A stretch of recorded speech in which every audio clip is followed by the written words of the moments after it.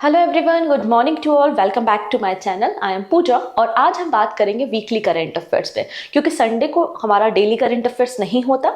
आज हम weekly current affairs के ऊपर बात करेंगे। बेसिकली 12 से लेकर 18 ऑफ मई के बीच में जो भी इंपॉर्टेंट इवेंट्स हुए थे, जो भी हमने डिस्कशन किया है, उस पर बेस्ड आपको 45 क्वेश्चन का आज एक क्विज मिलेगा।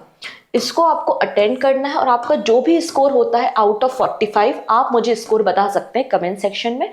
इसके अलावा यहाँ पर आपको क्वेश्चन ऑफ द डे भी मिलेगा। 2 क्वेश्चन है क्वेश्चन ऑफ द डे में। इन दोनों क्वेश्चंस के आंसर भी आप मुझे कमेंट सेक्शन में करेंगे। तो क्या क्या आज हम कवर करने वाले हैं। सबसे पहली बात, इस पर्टिकुलर वीक में जो भी इंपॉर्टेंट डेज हमने देखे उनकी थीम हम देखेंगे। फिर पर्सन इन न्यूज़, जो भी पर्सन जिस भी वजह से न्यूज़ में थे उनको कवर करेंगे। और इस पर्टिकुलर वीक में जो भी इम्पॉर्टेंट नेशनल और इंटरनेशनल इवेंट्स हुए हैं उनको आज हमें यहाँ पर देखना है। तो ये हमारा टॉपिक ऑफ डिस्कशन रहने वाला है। चलिए स्टार्ट करते हैं। सबसे पहले कुछ इंपॉर्टेंट डेज और उनकी थीम देखिएगा। 11 ऑफ मई को हमने नेशनल टेक्नोलॉजी डे तो सेलिब्रेट किया ही था। इसके अलावा 11 ऑफ मई को, जो कि सेकेंड सैटरडे था, हमने वर्ल्ड माइग्रेशन डे या world migration word day celebrate किया। ठीक है, साल में 2 बार इस दिन को मनाया जाता है, एक बार अक्टूबर में और एक बार मई में। थीम क्या थी? इंसेक्ट्स। थीम है इंसेक्ट्स। नेक्स्ट है 12 ऑफ मई। 12 मई को international day of plant health celebrate किया गया। थीम है plant health, safe trade and digital technology. Done. Next है 12 ऑफ मई। 12 ऑफ मई को हमने इंटरनेशनल नर्सेज डे सेलिब्रेट किया था, जिसकी थीम है our nurses our future, the economy power of care. ठीक है। अब है 15 ऑफ मई, international day of families celebrate किया गया। थीम है families and climate change. And last में है 16 ऑफ अप्रैल, हमने नेशनल डेंगी या डेंगू डे सेलिब्रेट किया था, जिसकी थीम है dengue prevention, our responsibility for a safer tomorrow. अब मैम पूरे साल भर में इतने सारे दिन हो जाते हैं, इन सभी दिन की जो डेट है, थीम है, कैसे याद रखें? कुछ तो एलिमिनेशन होगा। बिल्कुल हाँ। देखिए, सबसे पहली बात, ये वाला दिन इंपॉर्टेंट है, माइग्रेटरी बर्ड डे। ठीक है, क्योंकि हम लगातार कोशिश करते हैं कि भारत में माइग्रेशन चलता रहे और पूरे वर्ल्ड वाइड कोशिश की जाती है कि माइग्रेटरी जो वर्ड्स होते हैं उनको प्रोटेक्ट किया जाए। तो इसकी थीम है इंसेक्ट। आप इस दिन को याद रख लीजिए। फिर आप याद रखेंगे national nurses day, Indian arm forces ने इस दिन को सेलिब्रेट किया था, तो हमारे लिए इंपॉर्टेंट हो जाता है। एंड फिर आप बात करेंगे यहाँ पर डेंगू डे के बारे में, क्योंकि पेरू में अभी recently emergency, health emergency declare की थी, क्योंकि वहाँ पर डेंगू के केसेस बहुत ज़्यादा हो रहे थे और डेंगू जो डिसीज़ है वो वायरस के कारण होती है। डन। तो ये 3 इंपॉर्टेंट डे तो आपको नहीं भूलना है। अब नेक्स्ट बात करते हैं। 17 ऑफ मई को हमने वर्ल्ड टेलीकम्युनिकेशन डे सेलिब्रेट किया। थीम थी digital innovation for sustainable development. ठीक। फिर 17 ऑफ मई को वर्ल्ड हाइपरटेंशन डे भी था, जिसकी थीम थी measure your blood pressure accurately and control it, live longer. Next 17 of मई को हमने नेशनल इंडेंजर स्पीसीज डे को भी सेलिब्रेट किया। एक्चुअली 17 ऑफ मई को थर्ड फ्राइडे था। थीम थी celebrate saving species. And most important, अगर आप यहाँ पर इनको भूल जाते हो किसी वजह से, ठीक है, एकदम थोड़ी देर के लिए गजनी बन गए, सब कुछ भूल गए हैं, फिर भी आपको ये वाला दिन नहीं भूलना है, इंटरनेशनल म्यूजियम डे। 18 ऑफ मई को हमने इंटरनेशनल म्यूजियम डे मनाया, जिसकी थीम थी museum for education and research. Done. तो हमने पूरे हफ्ते में ये कुछ इंपॉर्टेंट डे सेलिब्रेट किए थे। चलिए अब बात करेंगे पर्सन इन न्यूज़। कौन कौन से पर्सन न्यूज़ में हैं। ठीक है, थोड़ा सा फास्ट चलेंगे, रीजन कि हमने डेली करंट अफेयर्स में डिटेल में हर एक चीज को कवर किया है। यहाँ पर हमारा मकसद क्या है? केवल रिवीजन करना। तो सबसे पहले पर्सन है कामी रीता शेरपा, जो कि नेपाल के रहने वाले हैं और इन्होंने अपना ही रिकॉर्ड ब्रेक कर दिया और ये 29 टाइम 29वें बार माउंट एवरेस्ट पे इन्होंने समिट की है। माउंट एवरेस्ट पे चढ़ाई करने का काम किया था और हम सभी को पता है कि वर्ल्ड की हाईएस्ट पीक माउंट एवरेस्ट है। 8848.86 मीटर इसकी हाइट आपको देखने को मिल जाएगी। डन। अगले पर्सन, इनका नाम है दिलीप सांघनी। इंपॉर्टेंट पर्सन है क्योंकि इन्हें इफ्को का चेयरमैन बनाया गया है। ठीक है, इफ्को के चेयरमैन बन गए हैं। इफ्को का मतलब होता है Indian farmer fertiliser cooperative limited होता है। फॉर्मेशन 1967 में नई दिल्ली में हुआ था। ठीक है, तो आपको इनका नाम दिलीप सांघनी का नाम याद रखना है। इफ्को के चेयरमैन बन गए हैं। Most important person Kapil Sibal, जो कि राज्यसभा के मेंबर भी रहे हैं और इन्हें चौथी बार, fourth time, president of supreme court bar association बनाया गया है। तो सुप्रीम कोर्ट के बार एसोसिएशन के प्रेसिडेंट बन गए हैं चौथी बार। इसके पहले आप देखेंगे 1995 से 1996, 1997 से 1998 और 2001 से 2002 के बीच में ऑलरेडी प्रेसिडेंट रह चुके हैं। अगले पर्सन है हमारे टोक्यो ओलंपिक के मेडलिस्ट नीरज चोपड़ा। रिसेंटली दोहा में डायमंड लीग हुई थी, तो दोहा के डायमंड लीग में इन्होंने पार्टिसिपेट किया था और सिल्वर मेडल जीता है। इनका बेस्ट थ्रो क्या था? 88.36 मीटर। 88.36 मीटर आपको देखने को मिल जाएगा। ठीक है, अगले पर्सन कौन है? Executive director. Reserve bank of India ने आर लक्ष्मीकांत राव को एग्जीक्यूटिव डायरेक्टर अपॉइंट किया है। और बेसिकली जो आरबीआई की सब्सिडरीज होती हैं, मैंने आपको पहले करंट अफेयर्स में भी डिस्कस किया है, 5 अलग अलग सब्सिडरी है, सहायक कंपनी है आरबीआई की। उनमें से एक है deposit insurance and credit guarantee corporation. इसको हैंडल करने का काम कौन करेंगे? आर लक्ष्मीकांत राव करेंगे। डन। इनका नाम बहुत इंपॉर्टेंट है, आर्ट एंड कल्चर सेगमेंट से हम इनको कवर कर रहे हैं। ठीक है, नाम है मालती जोशी, जिन्हें हम मीरा ऑफ मालवा भी कहते हैं, और एक ऑथर है, स्टोरी टेलर है। शी पास्ड अवे रिसेंटली, इनका निधन हो गया है और इन्हें 2018 में पद्मश्री अवार्ड दिया गया था। तो हिंदी और मराठी लैंग्वेज में इन्होंने काम किया है। रीजन, इनका जन्म महाराष्ट्र में हुआ था और इनकी जो अपब्रिंगिंग हुई थी वो इंदौर मालवा एरिया में, मतलब मध्य प्रदेश में हुई थी। तो यहाँ पे इनका जो वर्क है वो हिंदी और मराठी भाषाओं में आपको देखने को मिलता है। और मीरा ऑफ मालवा इन्हें कहा जाता है। 2018 में पद्मश्री दिया गया। अगले पर्सन है एन चंद्रशेखरन, टाटा सन के चेयरमैन एन चंद्रशेखरन। इन्हें टाटा इलेक्ट्रॉनिक्स का चेयरमैन बनाया गया है। तो टाटा इलेक्ट्रॉनिक्स के नए चेयरमैन एन चंद्रशेखरन बन गए हैं और इन्होंने वनमाली अग्रवाल को सक्सीड किया है, उनको ओवरटेक करने का काम किया है। अगले पर्सन है Surjit Patar. He also passed away. ये Punjabi poet and Punjabi writer थे और इन्हें भी पद्मश्री मिला था 2012 में। तो जितने भी पद्म अवार्डी होते हैं और जो आपके आर्ट एंड कल्चर सेगमेंट से बिलोंग करते हैं, वो हमारे एग्जाम पॉइंट ऑफ व्यू से इंपॉर्टेंट हो जाते हैं, क्योंकि एसएससी वगैरह का इन्हें one of the favourite topic होता है, दैट्स वाई। ठीक है, इन्हें साहित्य अकादमी अवार्ड भी मिला था 1993 में, और सरस्वती सम्मान जो कि के बिरला फाउंडेशन देता है, 2009 में इन्हें सरस्वती सम्मान भी मिला था। ठीक है, तो आपको इनका नाम याद रखना है, सुरजीत पातर इनका नाम है। अगली बात करते हैं, 5वीं बार राष्ट्रपति बन गए हैं रशिया के पुतिन, और पुतिन ने रिसेंटली जो प्राइम मिनिस्टर थे रशिया के, उन्हें रीअपॉइंट किया है और उनका नाम क्या है? Mikhail Mishustin. ठीक है, इनका नाम हमें देखना है। अगले पर्सन के बारे में बात करेंगे। 85वें नंबर के ग्रैंड मास्टर इंडिया के कौन बन गए हैं? तो इनका नाम है पी श्याम निखिल। ये पी श्याम निखिल है, तमिलनाडु से बिलोंग करते हैं और 85वें नंबर के इंडिया के ग्रैंड मास्टर बन गए हैं। 84वें नंबर की इंडियन ग्रैंड मास्टर कौन थी? आर वैशाली। डन। अगली पर्सन है डॉक्टर सौम्या स्वामीनाथन, और इन्हें कनाडा की एक यूनिवर्सिटी है जिसका नाम है एमसीगिल या फिर मैकगिल यूनिवर्सिटी, और उस यूनिवर्सिटी ने इन्हें डॉक्टरेट का टाइटल दिया है, डॉक्टरेट की उपाधि दी है एक तरीके से। अगर इनके बारे में बात करते हैं तो कोविड के समय ये WHO की ये चीफ साइंटिस्ट के रूप में काम कर रही थी। तो एक इंपॉर्टेंट पर्सनालिटी है डॉक्टर सौम्या स्वामीनाथन। अगले पर्सन है, इनका नाम तो आप लोगों ने कई बार एग्जाम में जरूर ही देखा होगा, रस्किन बॉन्ड नाम है। रस्किन बॉन्ड जो कि एक इंग्लिश ऑथर है और रिसेंटली इन्हें प्रेस्टिजियस साहित्य अकादमी फेलोशिप मिली है। क्या दिया गया है इन्हें? साहित्य अकादमी फेलोशिप दी गई है इन्हें। ठीक है, 2021 का अवार्ड अभी दिया गया है, तबीयत इनकी खराब थी तो इसलिए इतने लंबे समय से इनको अवार्ड नहीं दिया गया। अब इनके कई सारे इंपॉर्टेंट वर्क हैं जो आपको याद रखने हैं, जैसे कि once upon a monsoon time, angry river, stranger in the night, all roads lead to Ganga, tales of Fosterganj, leopard on the mountain and too much trouble. इसके अलावा कुछ और बुक्स हैं, जैसे कि यहाँ पर आपको एक बुक देखने को मिल रही है, our trees still grow in Dehra. इस बुक के लिए इन्हें साहित्य अकादमी अवार्ड भी मिला था 1992 में। ठीक है, इसलिए इनका नाम इंपॉर्टेंट है। पद्मश्री अवार्डी है 1999 में, फिर पद्म भूषण भी मिला था 2019 में, एंड साहित्य अकादमी बाल साहित्य पुरस्कार भी इन्हें मिला है 2012 में। तो बहुत सारे अवार्ड्स मिले हैं रस्किन बॉन्ड को, तो रस्किन बॉन्ड का इंपॉर्टेंट नाम हमें याद रखना है। अगला नाम आता है मनिका बत्रा का, जो कि टेबल टेनिस प्लेयर है और ये पहली Indian women table tennis player बन गई हैं जो कि टॉप 25 वर्ल्ड रैंकिंग में इंक्लूड हुई हैं। पहली बार कोई इंडियन वीमेन प्लेयर टॉप 25 में शामिल हुआ है, तो उनका नाम क्या है, मनिका बत्रा, और इनकी वर्ल्ड रैंकिंग कितनी है, 24 नंबर पे आपको देखने को मिल जाएगा। अच्छा, इन्हें मेजर ध्यानचंद खेल रत्न अवार्ड भी मिला था, कब, 2020 में, और इन्होंने 2018 के कॉमनवेल्थ गेम में गोल्ड मेडल जीता था, इंडिविजुअल और टीम कैटेगरी दोनों इवेंट में।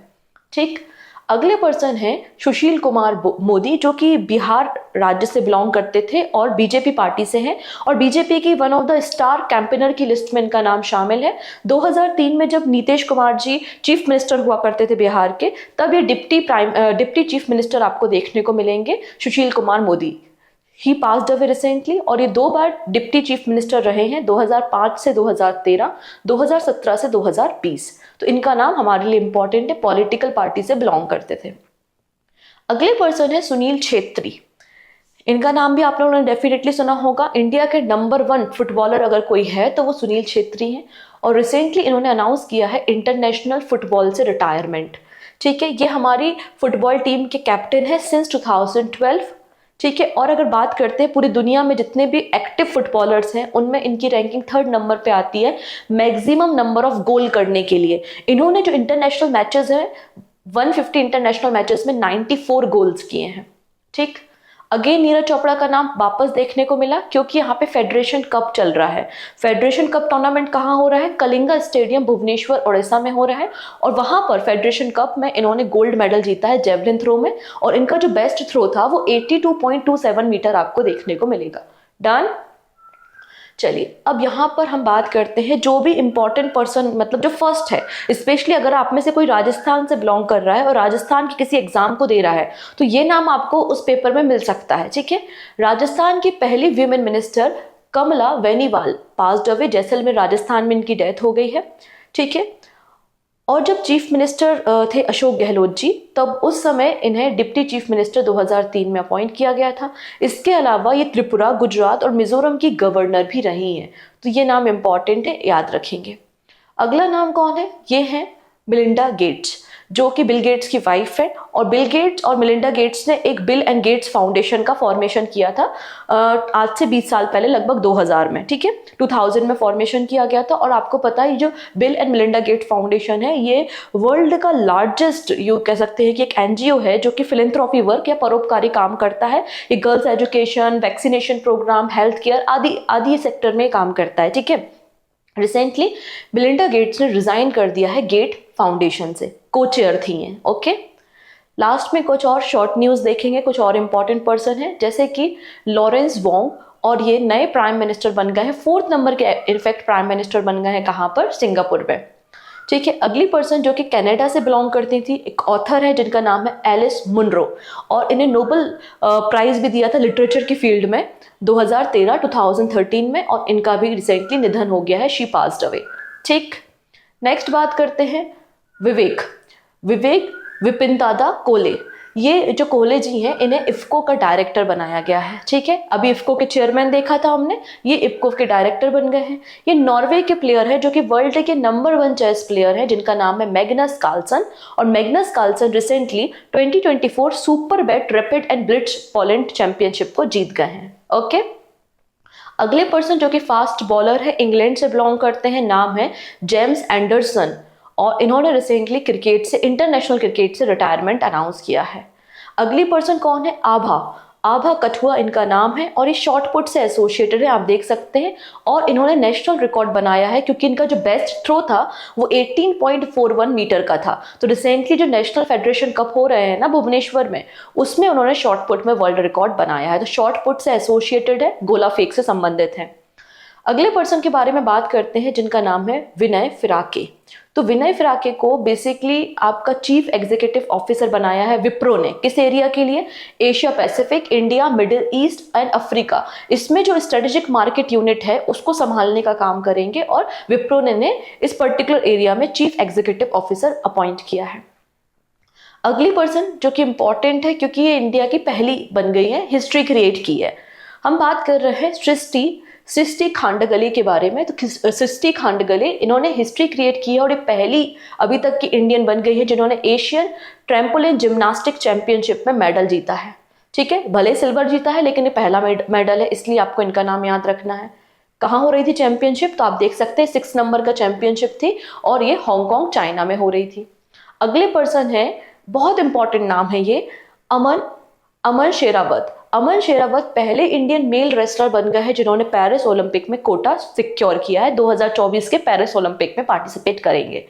इसके अलावा निशा दाहिया 5वें नंबर की वीमेन रेसलर बन गई हैं जो कि क्वालिफाई कर चुकी हैं पेरिस ओलंपिक में। इसके पहले आप देख सकते हैं अंतिम पंघाल, विनेश फोगाट, अंशु मलिक और ऋतिका हुड्डा, ये ऑलरेडी अपनी पोजीशन को बुक कर चुकी हैं। ठीक है, डन।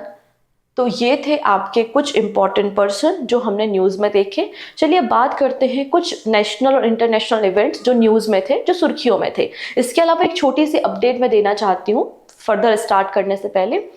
देखिए, हमने मॉडर्न हिस्ट्री आप लोगों के कहने पर स्टार्ट किया था क्योंकि अभी आप लोगों के एग्जाम है और मॉडर्न हिस्ट्री अपने आप में बहुत ज़्यादा वेटेज कैरी करती है आपके एग्जाम के लिए। तो हमने देख लिया है अभी तक किस तरीके से यूरोपियन कंपनीज भारत आ रही थी। पहले आपके पोर्चुगीज आए, फिर डच आए, फिर डेनिश, और आपने ब्रिटिशर्स के बारे में देखा, उनके सेटलमेंट्स देखे और उनके बैटल्स को भी देखा। अब आने वाले हैं कौन, फ्रांसीसीज। तो आज के वीडियो में हम बात करेंगे, 12 बजे वीडियो अपलोड हो जाएगा और हम बात करेंगे कि आज कैसे फ्रांसीसीज भारत में आए, उनका क्या सेटलमेंट था और किस तरीके से एंग्लो और फ्रांस के बीच में वॉर हुई जिसे हम कार्नेटिक वॉर कहते हैं। तो 1, 2 and 3 तीनों के तीनों कार्नेटिक वॉर के ऊपर आज हमें डिस्कशन करना है। तो आज का वीडियो काफी इंपॉर्टेंट है, तो बिल्कुल आप 12 बजे ज्वाइन करना नहीं भूलेंगे। ठीक है, और जितनी भी मैं क्लासेस यूट्यूब पे लेती हूँ, जैसे कि वीकली करंट अफेयर्स है, डेली करंट अफेयर्स है, इन सभी की क्लासेस के जो आपके पीडीएफ्स होते हैं वो टेलीग्राम पे अवेलेबल होते हैं।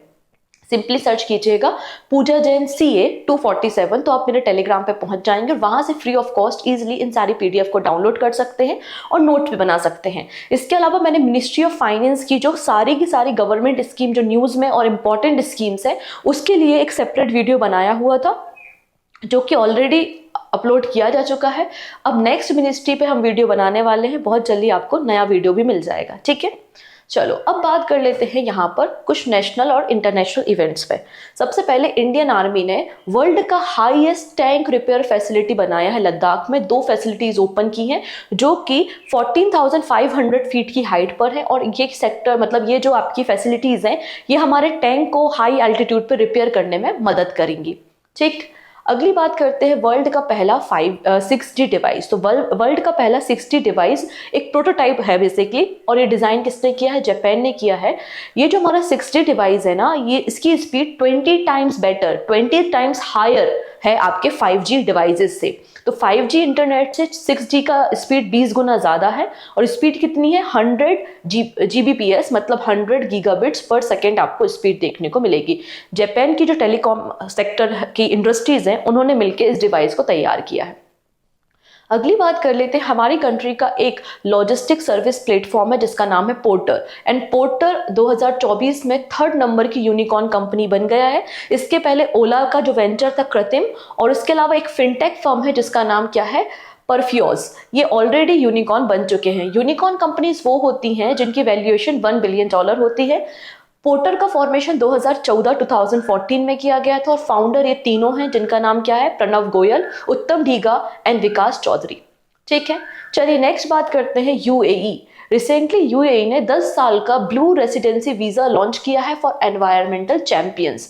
तो यहाँ पर कोई भी इंडिविजुअल जिसने एक्सेप्शनल एफर्ट्स किए हों, एनवायरमेंट एंड क्लाइमेट चेंज की फील्ड में रिसर्च करता हो, तो ऐसे लोगों को 10 साल का यहाँ पर रेसिडेंशियल वीज़ा प्रोवाइड कर रहा है कौन, UAE। और UAE ने ब्लू रेसिडेंशियल वीज़ा को लॉन्च किया है।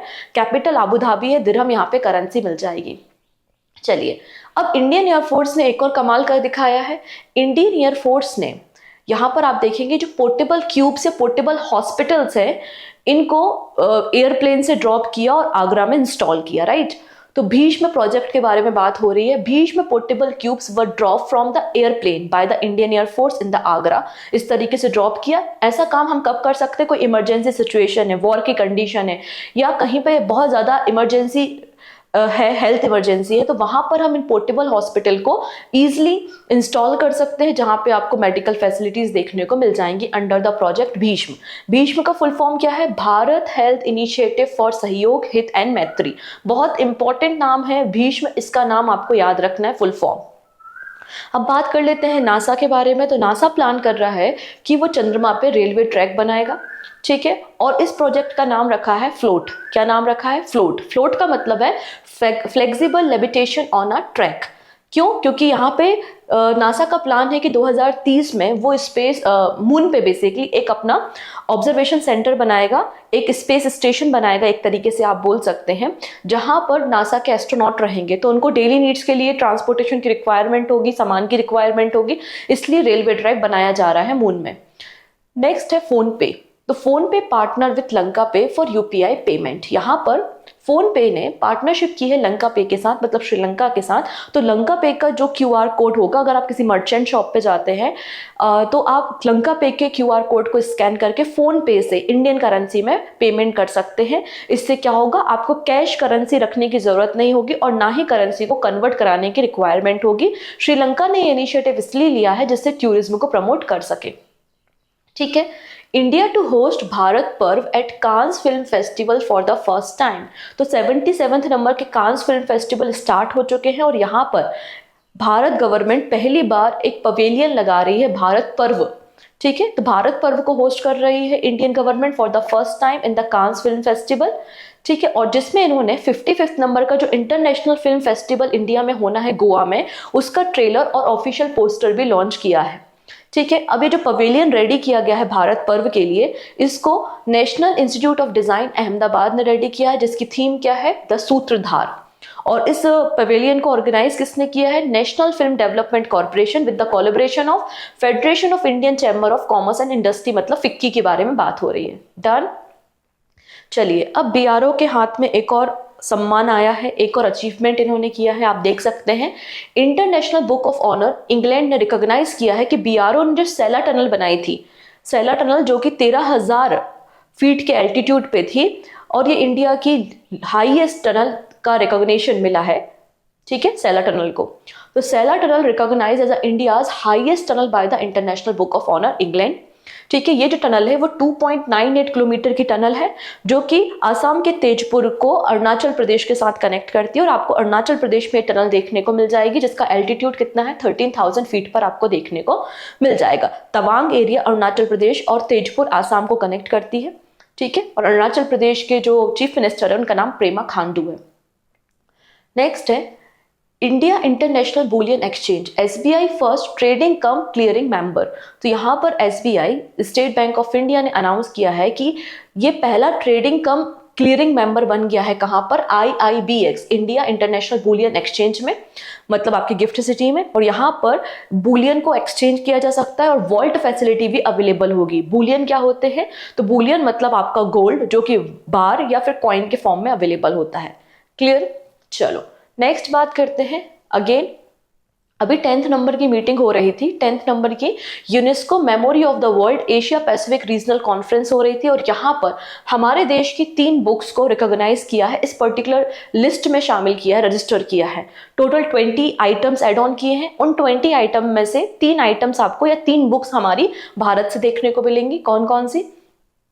पहले नंबर पे तो श्री रामचरितमानस है, दूसरे नंबर पे विष्णु शर्मा जी की आपकी देखने को मिलेगी पंचतंत्र, एंड 3rd नंबर पे आपको देखने को मिलेगा सहृदय लोका लोचना, ठीक है। तो ये 3 पुस्तकें हैं जिनको रिसेंटली शामिल किया गया है, ठीक है। कहाँ पर? आप देख सकते हैं उलन बटार, जो कि कैपिटल है मंगोलिया की। यहाँ पर 10th नंबर की जनरल मीटिंग हो रही थी, memory of world committee for Asia and Pacific, और यहाँ पर रिकॉग्नाइज किया गया है। डन। चलिए अब बात करते हैं इंडिया और ईरान के रिलेशन पे। So India to operate a terminal of ईरानी Chabahar port for the next 10 year. यहाँ पर आप देख सकते हैं ये ईरान है, और ईरान में आपको एक पोर्ट देखने को मिलता है जिसका नाम है चाबहार पोर्ट।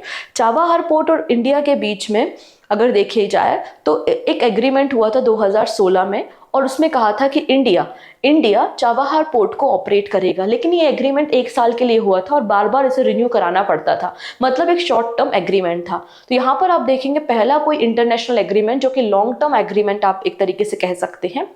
हालांकि कुछ दिन पहले म्यांमार के सितवे पोर्ट के साथ भी हमारा एग्रीमेंट हुआ है, और यहाँ पर आपको चाबहार पोर्ट को इंडिया गवर्नमेंट ऑपरेट करेगी। कितने समय के लिए? तो आंसर है 10 ईयर्स के लिए, और 10 ईयर्स के बाद ये ऑटोमेटिकली आप इसे रिन्यू करा सकते हैं, ठीक है। तो यहाँ पर आप देखेंगे चाबहार पोर्ट जो है उसमें आपको 2 टर्मिनल देखने को मिलते हैं। एक है शाहिद बेहस्ती पोर्ट जो कि चाबहार में है, ये टर्मिनल, इस वाले टर्मिनल को इंडियन गवर्नमेंट ऑपरेट करेगी। कौन ऑपरेट करेगा? तो Indian port global limited, Indian port global limited इस टर्मिनल को ऑपरेट करेगी 10 सालों में। डन। तो ये थे हमारे कुछ नेशनल और इंटरनेशनल इंपॉर्टेंट इवेंट्स जो कि इस पर्टिकुलर वीक में मुझे लगा कि यहाँ से क्वेश्चन तो बन सकता है, इसलिए उनको हमने कवर कर लिया। चलिए अब आपकी बारी है, जल्दी जल्दी से क्वेश्चन पढ़िए और आंसर मुझे कीजिए, ठीक है? Done. Okay. So according to the latest data which is released by Union Ministry of Commerce, which country was the largest export destination? सबसे बड़ा export destination कौन सा है जहां पे हम अपने merchandise product को export करते हैं? आंसर हो जाएगा UAE, option D. In May 2024, India signed a MOU with which country for the conservation of shark and rays in the Arabian Sea? तो अरेबियन सी की जो शार्क्स है उनको कंजर्व करने के लिए इंडिया और ओमान के बीच में ये एग्रीमेंट हुआ है, मतलब सही आंसर है option number C. In May 2024, India signed an agreement with which country for visa waiver on diplomatic and official passport? तो यहाँ पे डिप्लोमेटिक, जो डिप्लोमेट जाते हैं हमारे अदर कंट्रीज में, तो उनके लिए जो वीजा की रिक्वायरमेंट होती है तो उसको वेव ऑफ करने के लिए इंडिया और किस कंट्री के बीच में एग्रीमेंट साइन हुआ है? आंसर हो जाएगा मोल्डोवा, ऑप्शन सी बिल्कुल करेक्ट है, यूरोप में आपको देखने को मिल जाएगी। फिर है मोहम्मद इर्दिश देवी, रिसेंटली ये किस कंट्री के प्रेसिडेंट अपॉइंट किए गए हैं? कहाँ के हैं? आंसर हो जाएगा ऑप्शन डी, चार्ट के। Which edition of the joint military exercise शक्ति between the India and France force will be held? कहां पर हुई है? उमरोई, मेघालय में हुई है। कौन सा एडिशन था ये एक्सरसाइज शक्ति का? आंसर क्या हो जाएगा यहाँ पे? सोचिए, बिल्कुल करेक्ट है option number C, 7th addition.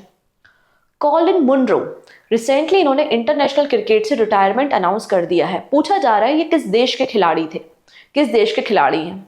ठीक है, ऑप्शन नंबर हो जाएगा यहाँ पे बी करेक्ट, न्यूजीलैंड। इंडिया ने recently UN counter terrorism trust fund में कितना रुपया दिया है? क्वेश्चन केवल इतना ही है कि UN counter terrorism trust fund में इंडिया ने कितना रुपए यहाँ पे कंट्रीब्यूट किया है? हाँ जी, तो आंसर क्या हो जाएगा? $5 lakh, option C. Recently which organisation adopted the first law to tackle violence against women? कौन सा ऑर्गेनाइजेशन है जिसने इस लॉ को अडॉप्ट किया है? महिलाओं के खिलाफ हिंसा गैर कानूनी है, ऑप्शन हो जाएगा European union, option A. Which bank has recently announce that it will close in operative accounts of customer on 1 जून 2024? किस बैंक ने कहा है ऐसा कि जितने भी अकाउंट्स हैं अगर वो 3 महीने से ज्यादा उनमें कोई भी ट्रांजेक्शन्स नहीं हुआ है और जीरो बैलेंस भी है, हम उनको बंद कर देंगे? आंसर है पीएनबी, मतलब पंजाब नेशनल बैंक। जापान ने पहला सुल्तान अजलन शाह ट्रॉफी जीत लिया है और पाकिस्तान को हराया है। ठीक है, सब कुछ बढ़िया है, पर प्रॉब्लम ये है कि ये सुल्तान अजलन शाह ट्रॉफी का रिलेशन किस स्पोर्ट से है, कौन से गेम से है? आंसर हो जाएगा हॉकी। ठीक है, ये भी आपका एक स्टैटिक क्वेश्चन है। नीरज चोपड़ा ने रिसेंटली 2nd पोजीशन हासिल की है दोहा डायमंड लीग में। इनका बेस्ट थ्रो क्या था? तो 88.36 मीटर। रिसेंटली यूनाइटेड नेशन ने वर्ल्ड फुटबॉल डे सेलिब्रेट करने की बात की है, तो एवरी ईयर हम वर्ल्ड फुटबॉल डे कब सेलिब्रेट करेंगे? तो आंसर हो जाएगा 25 मई, 25 मई। फेमस पंजाबी पोएट जिनका नाम था सुरजीत पातर, ही पास्ड अवे रिसेंटली, इन्हें पद्मश्री मिला था। पूछा जा रहा है कि इन्हें पद्मश्री कब मिला? पद्मश्री के अलावा आपको मैंने बताया था कि इनको सरस्वती सम्मान भी मिल चुका है। आंसर हो जाएगा 2012, ऑप्शन डी। रिसेंटली इदाशीशा नोंगरेंग ये पहली women director general of police बन गए हैं। किस राज्य से, किस राज्य की हैं? आंसर हो जाएगा Meghalaya. In which country is the world hydrogen summit 2024 being organised? 2024 का वर्ल्ड हाइड्रोजन समिट कहां हो रहा है और इंडियन गवर्नमेंट ने पहली बार यहां पर अपना पवेलियन भी लगाया है, राइट? तो Netherland is the right answer. Union Ministry of Skill Development and Entrepreneurship has launched a pilot project for the NaMo drone दीदी प्रोजेक्ट। इसके लिए किस कंपनी के साथ कोलैबोरेशन किया है जिसमें 15,000 जो सेल्फ हेल्प ग्रुप की महिलाएं होती हैं उनको ड्रोन कैसे ऑपरेट किया जाता है ट्रेनिंग प्रोवाइड की जाएगी? आंसर हो जाएगा Mahindra and Mahindra, option B. Next है सहृदय लोका लोचना, जिसको रिसेंटली अभी रिकॉग्नाइज किया गया है, ये पुस्तक के ऑथर कौन है, किसने लिखी है? तो आचार्य आनंद वर्धन की बुक है, option A. In a goodwill gesture, India has decided to extend vital budgetary support to which country's government. यहाँ पर 50 मिलियन डॉलर का बजटरी सपोर्ट प्रोवाइड किया जा रहा है as a form of treasury bill. किस गवर्नमेंट को हम दे रहे हैं? तो इंडियन गवर्नमेंट प्रोवाइड कर रही है मालदीव्स को, ठीक है। और ट्रेजरी बिल के बारे में ऑलरेडी मैंने आपको डेली करंट अफेयर्स में बताया था, ठीक है। चलिए नेक्स्ट है, recently 10th meeting of memory of world committee for Asia and Pacific कहां पर हुई थी? तो अभी हमने देखा है उलानबटार, जो कि मंगोलिया की कैपिटल है। Next, which Indian company will operate the Shahid Beheshti terminal of the Chabahar port of Iran? तो कौन इसे ऑपरेट करेगा? Indian ports global limited, option D. Tata electronics के चेयरमैन कौन बन गए हैं? तो ये वही है जो टाटा सन्स के चेयरमैन है, एन चंद्रशेखरन, ठीक है, ऑप्शन नंबर सी। अगली पर्सन जो न्यूज में है उनका नाम है सृष्टि खांडगले, जो रिसेंटली न्यूज में देखी गई थी, और इन्होंने एक रिमार्केबल अचीवमेंट किया है। ये किस फील्ड से या किस गेम से एसोसिएटेड है? याद कीजिए, बताया था मैंने अभी जिम्नास्ट के बारे में, 6 नंबर का हांगकांग चैंपियनशिप जब हो रही थी, ऑप्शन ए। नेक्स्ट है, वो कौन सी कंपनी है जो global artificial intelligence centre of excellence Paris France में बिल्ड करेगी? तो हमारी जो TCS है, टाटा कंसल्टेंसी सर्विस, वो बिल्ड करेगी, ऑप्शन डी। 85 नंबर के चेस ग्रैंड मास्टर कौन बन गए हैं? आज ही हमने देखा है थोड़ी देर पहले, तो P Shyam Nikhil, option D is the right answer. कुछ क्वेश्चन तो बहुत इजी है, राइट। नेक्स्ट है, 22nd नंबर का एशियन टीम स्क्वॉश चैंपियनशिप में वीमेन टीम को कौन लीड करने वाला है, मतलब वीमेन्स टीम की कैप्टन कौन रहने वाली है? आंसर हो जाएगा रथिका सीलन, ऑप्शन बी। वर्ल्ड का largest direct air capture plant mammoth has started operation in which country? मतलब ये एटमॉस्फेयर से कार्बन डाइऑक्साइड को कैप्चर करता है, जमीन के अंदर ले जाके छोड़ देता है या इसको स्टोन में कन्वर्ट कर देता है, ठीक है। तो आंसर क्या हो जाएगा? Iceland, option A. Which fintech platform has partner with Lanka pay to allow its user to pay using UPI across Sri Lanka? तो आंसर हो जाएगा फोन पे और लंका पे के बीच में एग्रीमेंट हुआ है, ऑप्शन ए। नेक्स्ट, वो कौन सा पहला बैंक बन गया है ट्रेडिंग कम क्लियरिंग मेंबर हमारे international bullion exchange at the gift city Gujarat में? तो अभी हमने थोड़ी देर पहले डिस्कशन किया था, SBI, state bank of India. Abha Kathua जो रिसेंटली न्यूज में थी, पूछा जा रहा है कि किस स्पोर्ट से एसोसिएटेड है? तो याद करो, उनकी फोटो दिखाई थी मैंने, हाथ में कुछ था, क्या था? शॉर्ट पुट, गोला फेक से संबंधित है, ऑप्शन बी। नेक्स्ट बात करते हैं जेम्स एंडरसन, जिन्होंने रिसेंटली इंटरनेशनल क्रिकेट से अनाउंसमेंट किया है retirement.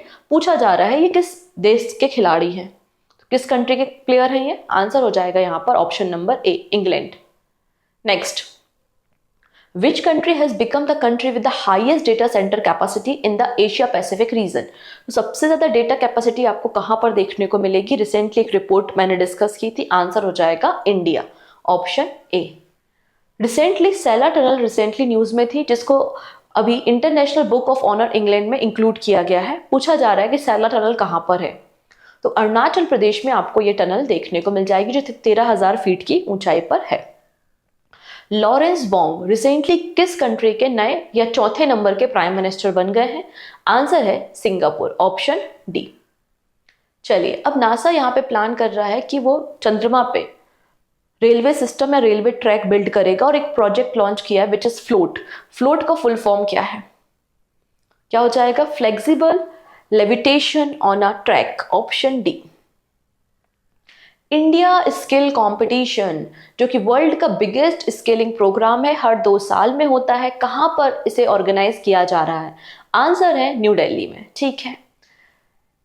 Indian cyber crime coordination centre ने रिसेंटली क्या किया है? स्काइप, जो स्काइप आईडीज होती है, तो लगभग 1000 स्काइप आईडीज को ब्लॉक कर दिया है, जो कि लोगों को परेशान कर रही थी, हरासमेंट कर रही थी।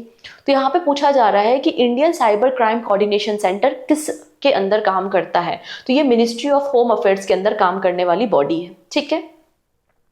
Recently which institute discovered an eco friendly solution for treating muddy river water?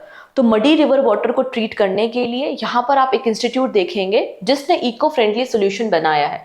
उस इंस्टीट्यूट का नाम क्या है? ऑप्शन नंबर बी, मतलब Indian institute of petroleum and energy Visakhapatnam है। और ये जो सोल्यूशन तैयार किया है इसका नाम है surface modification technique of membranes. Next, recently Kedarnath Dham यात्रा को स्मूथ कंडक्ट कराने के लिए उत्तराखंड पुलिस डिपार्टमेंट ने एक ऑपरेशन लॉन्च किया है। उस ऑपरेशन का नाम क्या है? Option number C, very good, operation Maryada. Answer कर पा रहे हो ना? सब कुछ हमने पढ़ा हुआ है यहाँ पे। Home ground logistic service platform porter has become the blank unicorn in India of 2024। तो ये 3rd नंबर की यूनिकॉर्न बन गई है। 2014 में इसका फॉर्मेशन हुआ था। नेक्स्ट है, यूएई ने रिसेंटली एक नया वीजा प्रोग्राम लॉन्च किया है जो कि लॉन्ग टर्म रेसिडेंसी प्रोवाइड करता है इंडिविजुअल्स को जो कि एनवायरमेंट प्रोटेक्शन के डायरेक्शन में काम करते हैं। तो उस वीजा का नाम क्या है? क्या है उस वीजा का नाम? तो blue residency visa, option D. Next है, recently senior women's national football championship Rajmata Jijabai trophy conclude हुई है। फाइनल मैच किसी एक स्टेट और हरियाणा के बीच में हुआ था और हरियाणा को डिफीट कर दिया गया है। तो वो कौन सा राज्य है जिसने राजमाता जीजाबाई ट्रॉफी जीती है जो कि फुटबॉल से संबंधित है? आंसर हो जाएगा मणिपुर, ऑप्शन डी। नेक्स्ट है, president of the supreme court bar association के कौन अपॉइंट हुए हैं? आज ही हमने देखा है अभी थोड़ी देर पहले, Kapil Sibal is the right answer. Important नाम है, याद रखेंगे।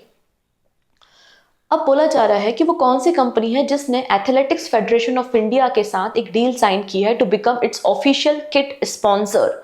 सो answer is Puma India, option B. Next, with how much dollar China has emerged as India's largest trading partner in FY 2024। तो हमारा सबसे बड़ा जो ट्रेडिंग पार्टनर है वो चाइना बन गया है 2024 में। तो हमारा यहाँ पे ट्रेडिंग इसके साथ कितना है? तो 118.4 बिलियन डॉलर आपको देखने को मिलेगा, ऑप्शन सी।